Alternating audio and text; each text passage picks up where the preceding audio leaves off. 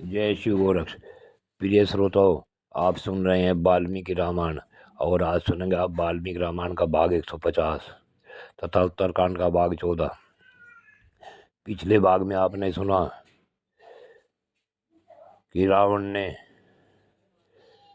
राजा बाशक को परास्त कर उसके पश्चात उसने वर्ण पुत्रों को परास्त कर दिया। और जब वह वापिस लौट कर आ रहा था,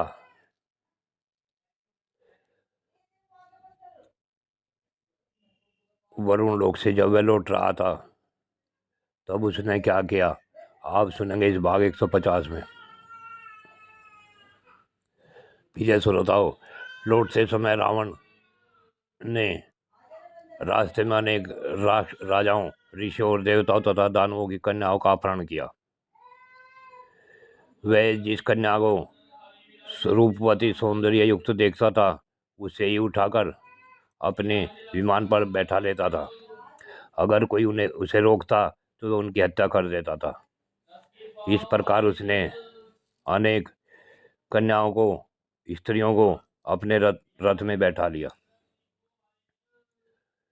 वे सभी कन्याएं, सभी नारियां शोकाकुल अबलाएं सिंह के पंजे में पड़ी हुई हरनियों के समान दुखी हो रही थी। वे स्त्री माता पिता, भाई और पति की याद करके दुख शोक में डूबी हुई थी और करुणाजनक विलाप कर रही थी।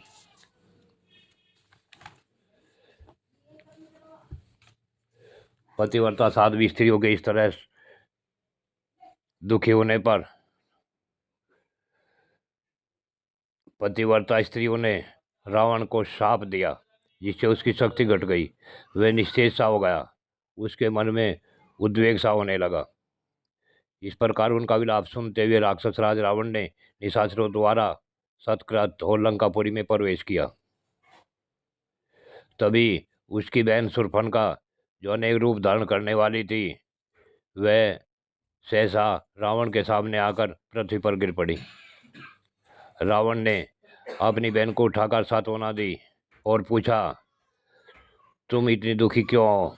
शूर्पणखा के आंखों में आंसू थे।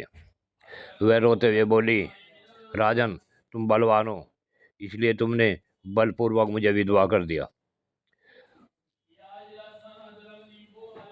जब तुमने 14,000 काल के नामक दैत्यों का वध किया, उसमें मेरा पति भी था और तुमने उसे भी मार डाला। तुम तो केवल नामात्र के भाई हो। सगे भाई होकर भी तुमने अपने हाथों से मेरा सुहाग छीन लिया। अब तुम्हारे कारण मैं विधवा कहलाऊंगी। रोती कोसती बहन के ऐसा कहने पर रावण सांत्वना देकर समझाते हुए बोला कि मैं युद्ध में उन्मत्त हो गया था। मेरा चित ठिकाने नहीं था। मुझे तो केवल विजय पाने की धुन थी। यही कारण है जिस युद्ध में तुम्हारे पति मेरे हाथ से मारे गए। अब इस समय जो कर्तव्य प्राप्त है, उसके अनुसार मैं सदा तुम्हारे हित का ही साधन करूंगा। तुम ऐश्वर्यशाली भाई खर के पास चल कर रहो। तुम्हारा भाई महाबली खर 14,000 राक्षसों का अधिपति होगा। वह उन सबको जहाँ चाहेगा भेजेगा और उन सबको अन्न, पान व वस्त्र देने में समर्थ होगा। यह वीर शीघ्र ही दंडकारण्य की रक्षा में जाने वाला है। महाबली दूषण इसका सेनापति होगा। वहाँ सूरवीर खर सदा तुम्हारी आज्ञा का पालन करेगा और इच्छानुसार उदाहरण करने वाले राक्षसों का स्वामी कहलाएगा। ऐसा कहकर रावण ने 14,000 पराक्रमशाली राक्षसों को सेना सहित खर के साथ जाने की आज्ञा दी। वहां खर निर्भय होकर अकंटक राज भोगने लगा।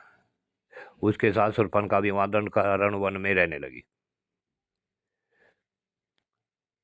तदंतर बलवान राक्षस राज रावण लंका के निकुंभिका नामक उत्तम उपवन में गया। उसके साथ बहुत से सेवक भी थे। वहां उसने अपने पुत्र मेघनाथ को देखा, जो काला मृगचर्म पहने हुए तथा कमंडल, शिखा और ध्वज धारण के बड़ा भयंकर जान पड़ता था।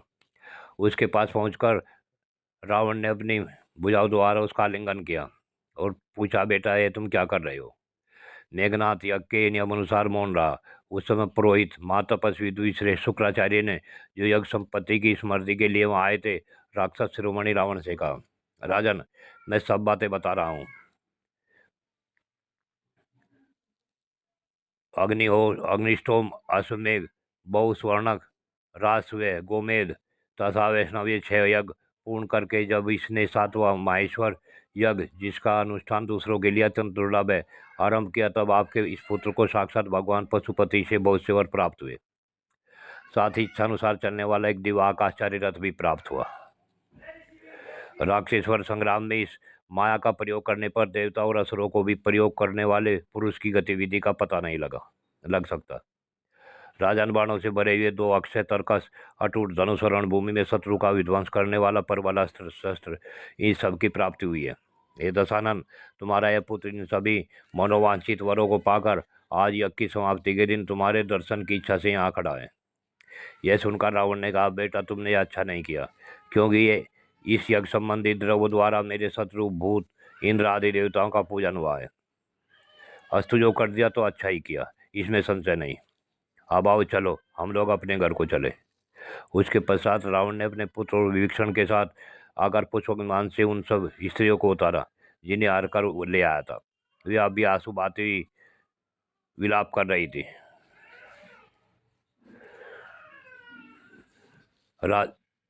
विभीषण बोला कि ये राजन, ये आचरण यश, धन और कुल का नाश करने वाला है।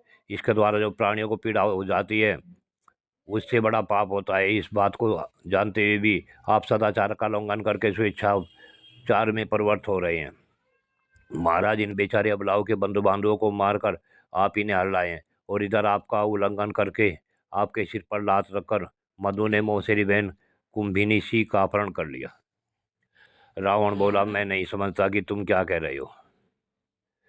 जिसका नाम तुमने मधु बताया वह कौन है? तो विभीषण ने अत्यंत कुपित होकर अब भाई रावण से कहा, सुनिए, इस पाप कर्म फल हमें बहन के अपहरण के रूप में प्राप्त हुआ है। हमारे नाना सुमाली के जो बड़े भाई माल्यवान नाम से विख्यात बुद्धिमान और बड़े बूढ़े निशाचर हैं, वे हमारी माता के सिकेताऊ हैं। इसी नाते वे हम लोगों के भी बड़े नाना हैं। उनकी पुत्री अनला हमारी मौसी है, उन्हीं की पुत्री कुंभीनसी है। हमारी मौसी अनला की बेटी होने से ही यह कुंभीनसी हम सब भाइयों की धर्मतः बहन होती है। राजन, आपका पुत्र मेघनाथ जब यज्ञ में तत्पर हो गया, मैं तपस्या के लिए पानी के भीतर रहने लगा, और महाराज भैया कुंभकर्ण भी जब नींद का आनंद लेने लगे, उस समय महाबली राक्षस मधु ने यहाँ आकर हमारे आदरणीय मंत्रियों को, जो राक्षसों में श्रेष्ठ थे, मार डाला और कुंभनी का अपहरण कर लिया। महाराज, यद्यपि कुंभनी अंतपुर में भली भांति सुरक्षित थी, तो भी उसने आक्रमण करके बलपूर्वक उसका अपहरण किया। हमारे यहाँ से जो बलपूर्वक कन्या का अपहरण हुआ है, यह आपकी इस दूषित बुद्धि और पापक्रम का फल है, जो आपको इसी लोक में प्राप्त हो गया। यह बात आपको भली भांति विदित हो जानी चाहिए। विभीषण की बात सुन राक्षस राज रावण अपनी दुष्टता से पीड़ित हो क्रोध से जलने लगा और उसके नेत्र लाल हो गए। वह बोला, मेरा रथ शीघ्र ही जोतकर आवश्यक सामग्री से सुशोभित कर दिया जाए। सभी सैनिक मेरे साथ युद्ध के लिए चले। रावण की आज्ञा से युद्ध में उत्साह रखने वाले श्रेष्ठ राक्षसों की 4000 अक्षौणी सेना नाना प्रकार के अस्त्र शस्त्र लिए लंका में लौट गई। लंका से बाहर निकली। मेघनाथ समस्त सैनिकों को साथ लेकर सेना के आगे आगे चला। रावण बीच में था और कुंभकर्ण और विभीषण पीछे पीछे चलने लगा। मधुपुर में पहुंचकर रावण ने वहां कुंभनिशी को तो देखा, किंतु मधु का दर्शन उसे नहीं हुआ। उस समय कुंभनिशी ने भयभीत हो हाथ जोड़कर रावण के चरणों में मस्तक रख दिया। तब राक्षस परवर रावण ने कहा, डरो मत। फिर उसने कुंभनिशी को उठाया और कहा, मैं तुम्हारा कौन सा प्रिय कार्य करूं? वह बोली, दूसरों को मान देने वाले राक्षस राज बाहो, यदि आप मुझ पर प्रसन्न है तो आज यहाँ मेरे पति का वध न कीजिए, क्योंकि कुल वधुओं के लिए वैधव से समान दूसरा कोई भय नहीं बताया गया। वैधवी नारी के लिए सबसे बड़ा भय और सबसे महान संकट है।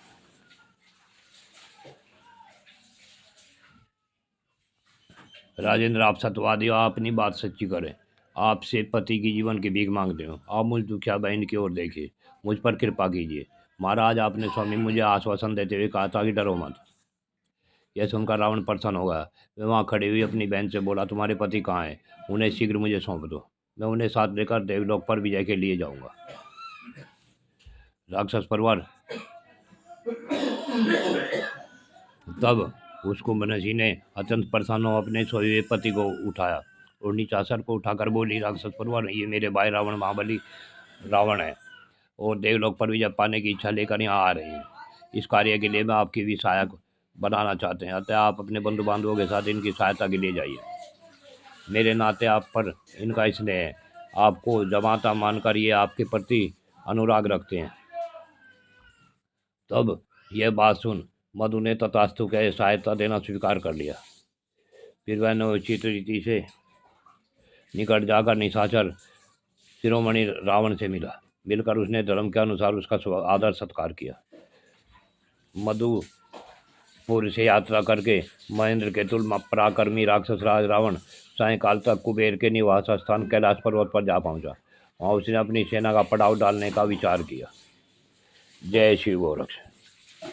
प्रिय श्रोताओं, यह कथा आज यहीं पूर्ण होती है। आगे की कथा अगले भाग में।